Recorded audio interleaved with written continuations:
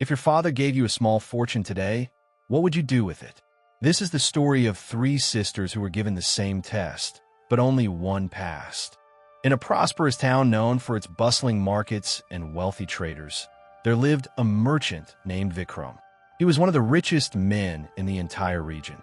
His mansion stood tall, with marble pillars and gardens filled with flowers from distant lands. His wealth was legendary, earned through decades of hard work, smart trading, and honest business. But Vikram had something more precious than all his gold and jewels combined. He had three daughters. The eldest daughter was named Kavya. She was beautiful, elegant, and always dressed in the finest silk saris. She loved luxury and admired wealth above everything else. Kavya had a sharp mind for business and often helped her father with accounting and managing properties. But beneath her sophisticated exterior, there was a coldness, a calculation in everything she did. The middle daughter was Meera. She was clever and charming, always knowing exactly what to say to get what she wanted. Meera loved social gatherings, expensive jewelry, and being the center of attention. She had many friends, or so she thought, but most came to her because of her father's wealth and influence. Meera enjoyed the power that money brought, and she was not shy about using it. The youngest daughter was Ananya. Unlike her sisters, Ananya was simple and kind-hearted. She wore modest clothes and spent most of her time in the garden or helping the household servants with their work. The servants loved her because she treated them with respect and kindness. Ananya never asked her father for expensive gifts. She found joy in small things, feeding birds, reading books, and helping others. Vikram loved all three daughters equally, but as he grew older, he began to worry about what would happen to his wealth after he was gone. He had built his fortune with values of honesty, generosity, and hard work. But would his daughters honor these values, or would they squander everything he had built? One evening, as Vikram sat in his study looking at his accounts, he made a decision. He would test his daughters, not to trick them, but to truly understand their characters before he decided how to distribute his wealth. The next morning, Vikram called his three daughters to his study. They came quickly, curious about why their father had summoned them together. "My dear daughters," Vikram began, his voice serious but loving, "I am growing old, and I have been thinking about the future. I want to see how you would manage wealth and responsibility. So, I'm going to give each of you a test." The three sisters looked at each other with interest. Vikram continued, "I am giving each of you a bag of 1,000 gold coins. You may do whatever you wish with this money. I will not interfere or advise you. After 1 year, come back to me and show me what you have done with it. Based on your choices, I will decide how to distribute my entire fortune." He handed each daughter a heavy bag of gold coins. Kavya, the eldest, took her bag with a confident smile. Her mind was already racing with plans. 1,000 coins is just the beginning, she thought. I'll multiply this many times over. Meera, the middle daughter, clutched her bag eagerly. Her eyes sparkled with excitement. Finally, money of my own to spend as I please, she thought. I'm going to enjoy this. Ananya, the youngest, accepted her bag with both hands, looking uncertain. This is so much money, she thought. What should I do with it? Vikram watched his daughters carefully as they left his study, each carrying their bag of gold. Kavya, the eldest, wasted no time. She immediately went to the market district and began asking questions, investigating opportunities. Within a week, she had identified several struggling businesses that needed investment. She was ruthless in her negotiations.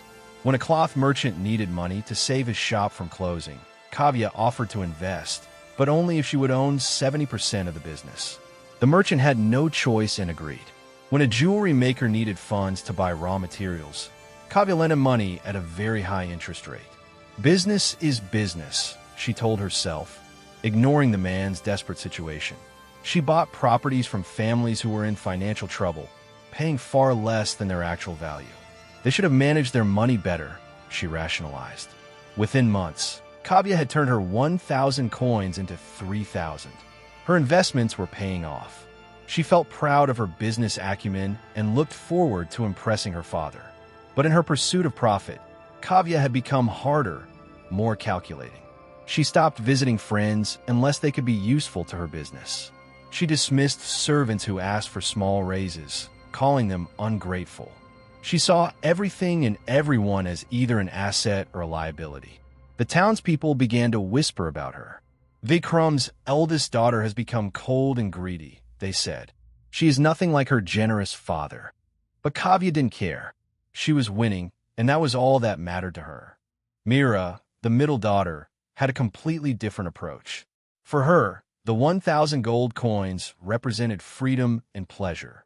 She had always wanted to live lavishly without asking her father for every expense, and now she could. She immediately went on a shopping spree. She bought the most expensive saris from the finest silk merchants. She purchased jewelry that sparkled with precious stones. She ordered custom-made shoes and imported perfumes. But didn't stop there. Meera loved being popular and admired. She began hosting elaborate parties and feasts. She invited all the wealthy families in town, serving expensive foods and entertainment. Musicians, dancers, and performers were hired at great cost. Everyone loves me, Meera thought as she watched guests enjoying her parties. I'm the most popular woman in town. She gave expensive gifts to her friends to maintain their affection. She donated money to public events, but only where her name would be prominently displayed. She wanted recognition, admiration, and praise. Within 6 months, Meera had spent more than half of her gold coins. But she wasn't worried. My father is wealthy, she thought. There's always more where this came from. By the 10th month, her gold was almost gone. The parties became smaller. The gifts stopped. And suddenly, her friends were less available. They stopped visiting her. The invitations to social events decreased. Meera felt confused and hurt. Where did everyone go? She wondered. She didn't realize that people had been attracted to her generosity and lavish spending, not to her as a person. In the final month, Meera had to sell some of her expensive jewelry just to maintain appearances. She was too proud to admit she had squandered her fortune. Ananya, the youngest, felt overwhelmed by the bag of gold coins. She had never held so much money in her life. Unlike her sisters, she had no grand plans for multiplying wealth or spending lavishly. For the first few days, she simply kept the bag in her room, unsure what to do. Then one morning, while walking through the poorer part of town, she saw something that broke her heart. A widow was crying outside her small hut. Her young son was very sick, but she had no money for medicine. Ananya immediately gave her 50 gold coins. The woman's tears of despair turned to tears of gratitude. This feels right, Ananya thought. She began noticing needs everywhere. An old man who couldn't afford food, a school that needed books, a temple that needed repairs, a family whose roof had collapsed during a storm. Ananya started helping everyone she could. She gave money for medicine, food, education, and shelter. She helped poor girls get married by providing dowries. She supported orphans and widows. But Ananya was not foolish. She also thought about sustainable help. She used some of her gold to create a small fund that would provide interest-free loans to poor people starting small businesses. She helped a poor farmer buy seeds and tools, asking only that he help another farmer when he could. She established a free kitchen that served meals to hungry people every day. She paid for it from her gold, but also organized the community to contribute what they could. The townspeople were amazed. She is just like her father was in his youth, the elderly people remembered. Generous, kind, and wise. By the end of the year, Ananya had spent nearly all her gold coins on helping others. She had only 100 coins left, but something remarkable had happened. The farmer she had helped had a successful harvest and insisted on sharing his profit with her.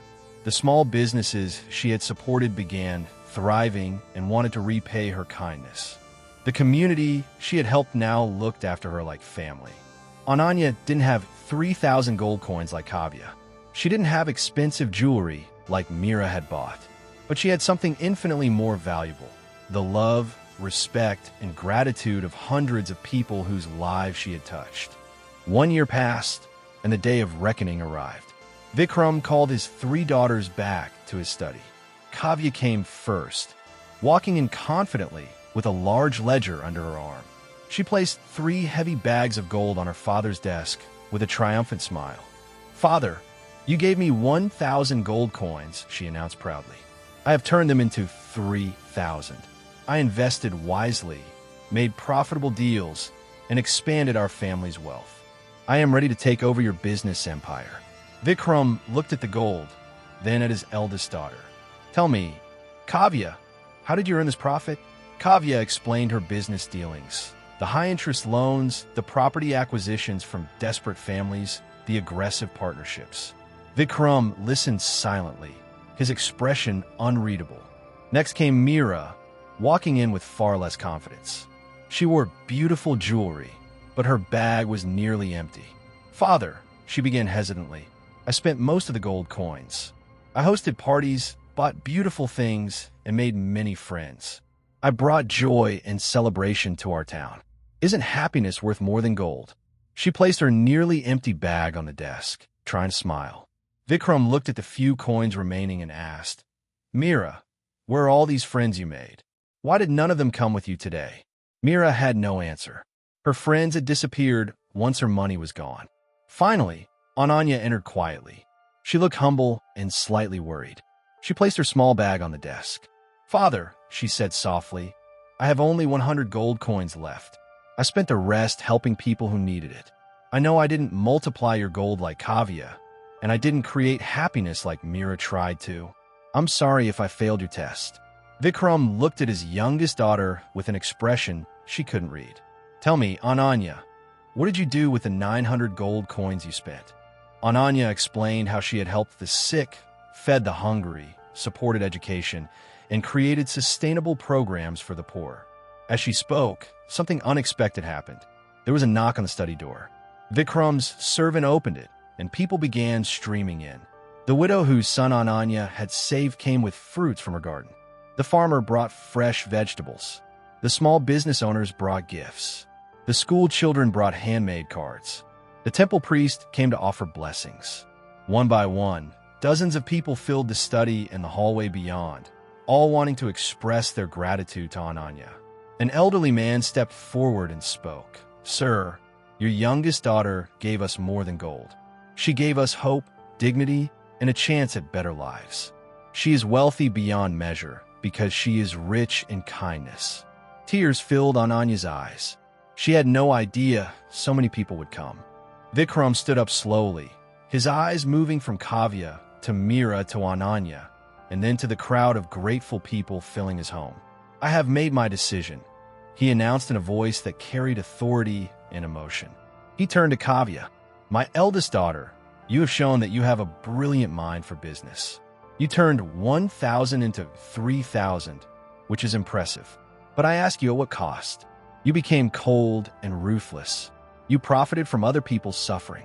You built wealth, but you destroyed relationships. Money without compassion is a curse, not a blessing." Kavya's confident smile faded. She looked down, unable to meet her father's eyes. Vikram turned to Meera. "My middle daughter, you chose pleasure and popularity over everything else. You spent lavishly to buy friendship and admiration. But when your gold ran out, so did your friends. You learned that relationships built on money are hollow and temporary. Happiness bought with gold is fleeting." Meera's eyes filled with tears of shame. Finally, Vikram turned to Ananya. He walked over to her and placed his hands on her shoulders. "My youngest daughter," he said, his voice thick with emotion, "you are the one who truly understood the test. You didn't try to multiply wealth for selfish gain. You didn't waste it on temporary pleasures. You used it to make a real difference in people's lives. And look at the result." He gestured to the crowd of people. "You may have only 100 gold coins left, but you are the wealthiest of my 3 daughters. You are wealthy in love, in respect, in gratitude, and in community. These people are your real fortune. Their loyalty is worth more than all the gold in my treasury." Tears streamed down Ananya's face. Vikram continued, "I built my fortune on the principles of honesty, hard work, and generosity. I wanted to see which of my daughters understood these values. Ananya, you are the one who truly carries my legacy." He turned to address all 3 daughters. "I will divide my wealth in this way. Kavya, you will receive 1/4 of my fortune to continue your business ventures. But I insist you learn compassion and fairness. Meera, you will receive 1/4 as well, but it will be managed in trust, giving you an allowance so you learn the value of money. He paused, then announced, Ananya, you will receive half of my fortune. Not just because you passed my test, but because I trust you to use it wisely, to continue helping others, and to carry forward the true meaning of wealth. Kavya and Meera looked shocked, but deep down, they knew their father's decision was fair. The months following Vikram's decision brought significant changes to all three sisters. Kavya, humbled by her father's words and her loss, began to change her business practices. She started treating her business partners with fairness. She lowered her interest rates and helped struggling businesses instead of exploiting them. Slowly, she discovered that ethical business could still be profitable, and it brought her a peace she had never known before. She came to Ananya one day and said, Sister, I was wrong. I thought wealth was about having more than others. But watching you, I realize it's about what you do with what you have. Will you teach me? Ananya embraced her sister warmly. Of course, we can work together. Meera, meanwhile, had the hardest lesson to learn. With her allowance limited, she could no longer host lavish parties or buy expensive gifts. Her so-called friends disappeared completely. She felt lonely and lost. One day, she volunteered at the free kitchen Ananya had established. At first, she did it reluctantly, but something changed as she served food to hungry people and saw their grateful smiles. This feels better than any party I ever hosted, Meera realized. She began spending more time helping others instead of seeking attention. Slowly, she made real friends, people who liked her for who she was, not for what she could give them. She came to Ananya with tears in her eyes. I wasted so much, she said. I'm sorry I was so foolish. Ananya hugged her. You weren't foolish, sister. You were learning. We all learn at different speeds. The three sisters, who had been distant and competitive, now became close. They worked together, each bringing their unique strengths. Kavya's business mind, Meera's social skills, and Ananya's compassion. Together, they expanded the charitable programs Ananya had started. They created jobs, supported education, and helped countless families. The town prospered under their combined efforts. Vikram watched his daughter's transformation with deep satisfaction. His test had not just revealed character, it had sparked growth and change. Years later, when Vikram passed away peacefully in his sleep, the entire town mourned. But they also celebrated his life and his wisdom. At his funeral, people spoke not just about his wealth and business success, but about the values he had passed on to his daughters. The three sisters stood together, united in grief but also in gratitude. Their father had given them much more than wealth. He had given them a lesson that shaped their entire lives. Ananya, now managing the vast family fortune, had multiplied it many times over, not through exploitation like Kavya once did, but through ethical business and community development. She had proven that compassion and prosperity could go hand in hand. Kavya had become known as the fairest businesswoman in the region. Her companies thrived because she treated everyone with respect and fairness. Meera had found her true calling in social work, using her charm and social skills to raise awareness and support for various causes. She was beloved not for her parties, but for her genuine care for others. The three sisters continued their father's legacy, each in their own way, but united in the values he had taught them. And the town prospered under their leadership, a living testament to the wisdom of a merchant who knew that the greatest test of character is how we use what we're given. Remember, dear viewer, that wealth is not just about money. True wealth is measured by the positive impact we have on others' lives. When we're given resources, we have a choice: to hoard them selfishly, to waste them frivolously, or to use them to make a real difference. The test is not how much we have, but what we choose to do with it. Be like Ananya. Give with compassion, help with wisdom, and watch how your generosity creates ripples that transform not just individual lives, but entire communities. Thank you for watching. If this story touched your heart, share it with someone who needs to hear this message today.